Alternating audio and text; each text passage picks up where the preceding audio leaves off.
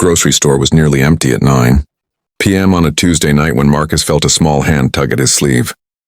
He turned to find 3 identical faces staring up at him, their eyes wide and desperate.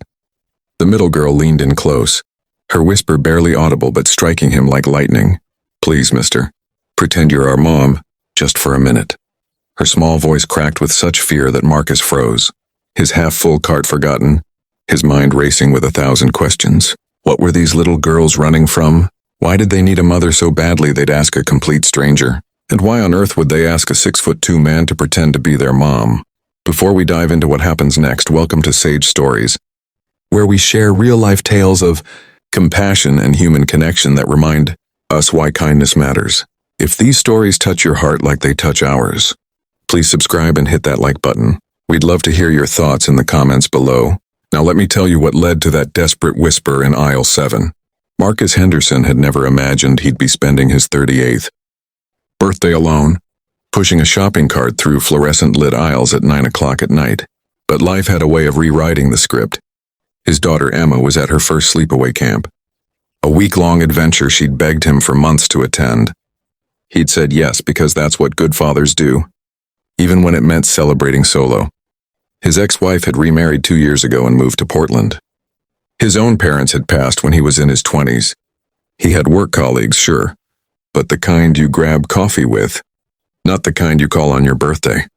So there he was, trying to figure out if he wanted the fancy ice cream or just the regular kind, when life interrupted with 3 7-year-old girls who looked so alike.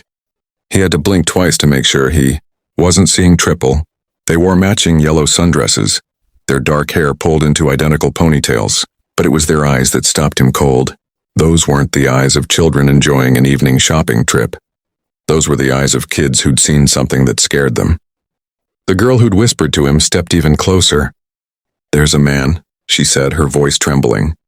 "He keeps following us. He tried to talk to us by the cereal, then again by the bread. Our mom always said if a stranger makes you uncomfortable, find a safe adult."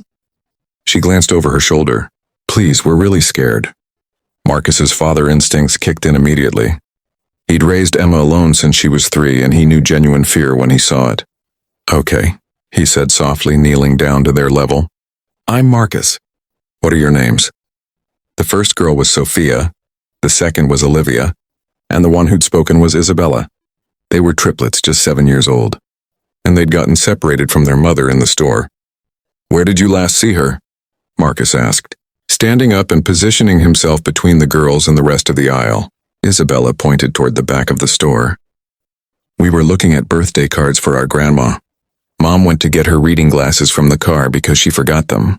She told us to stay right there. But then that man started asking us questions about if we were alone and if we wanted candy, and we got scared and we ran." Marcus felt his jaw tighten. He looked down the aisle and spotted him immediately. A man in his 40s, disheveled, watching them from near the pharmacy section. The moment the man realized Marcus had seen him, he turned and walked quickly toward the front of the store. "All right, girls," Marcus said, keeping his voice calm and steady even though anger was burning in his chest. "Let's go find your mom. Stay close to me, okay? One of you can even hold on to my card if you want." All 3 girls clustered around him. Immediately, Sophia grabbed the cart's side. Olivia held onto his sleeve, and Isabella stayed so close she was almost stepping on his shoes.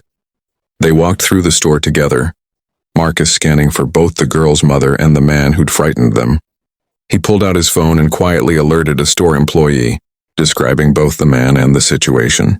The employee, a woman named Patricia whose own grandchildren were around the same age, immediately called security and the manager. As they passed the greeting card aisle, a woman's voice rang out, desperate and frantic. "Sophia! Olivia!" "Isabella!" A woman in her mid-30s came running around the corner, her face wet with tears, her hands shaking. The moment she saw the girls, she dropped to her knees and all 3 rushed into her arms. Oh my God," she kept repeating. Holding them so tightly, Marcus wondered if she'd ever let go. "I was gone for 3 minutes. 3 minutes to get my glasses, and when I came back, you were gone. I've been looking everywhere. I thought I'd lost you. I thought—" Her voice broke completely. Isabella pulled back just enough to speak. "Mom, there was a scary man. He kept following us and asking weird questions. So we found Marcus and asked him to help us. He kept us safe. The mother looked up at Marcus for the first time, her eyes still swimming with tears. Thank you. Thank you so much. I don't even know what to say. Did the man hurt them? No, ma'am, Marcus said gently. They were smart and brave. They found me, and we've already alerted store security. The girls are safe. He paused, then added, they said it's their grandma's birthday. They were looking at cards. The woman who introduced herself as Rachel laughed through her tears. Yes, it is. And apparently it's someone else's birthday too. She pointed at Marcus's cart, where a single cupcake sat next to his groceries. It was the smallest one the bakery had, with blue frosting and a single candle. He'd grabbed it on impulse, a tiny acknowledgement of 3-4 his own birthday that suddenly felt embarrassing. Sophia noticed it too. Is it your birthday? She asked, her fear finally giving way to curiosity. Marcus nodded, feeling his ears get warm. Yeah, it is actually. No big deal though. Are you celebrating by yourself? Olivia asked, her head tilting in that way kids do when they're trying to understand adult things. My daughter's at camp, Marcus explained. So yeah, just me tonight. But that's okay. Isabella, the brave one who'd first asked for help, looked at her mother. Rachel was looking at Marcus with an expression he couldn't quite read. Then she did something that surprised him.